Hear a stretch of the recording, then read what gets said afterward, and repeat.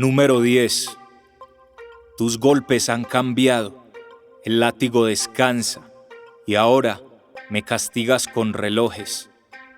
Tu apacible rostro se torna translúcido, descubriendo las cicatrices afanadas por el ciclo. ¿Cuánto podré recordar de este silencio obligatorio? Espero que el miedo se haga humo. Si no puedes volar conmigo, no me mires. ¿Cuándo me convertí en la rúbrica de tu decepción? No te avergüences del bello sudor que genera el juego. Este dinosaurio me sabe escuchar mucho mejor. Tiempo, egoísmo y sudor.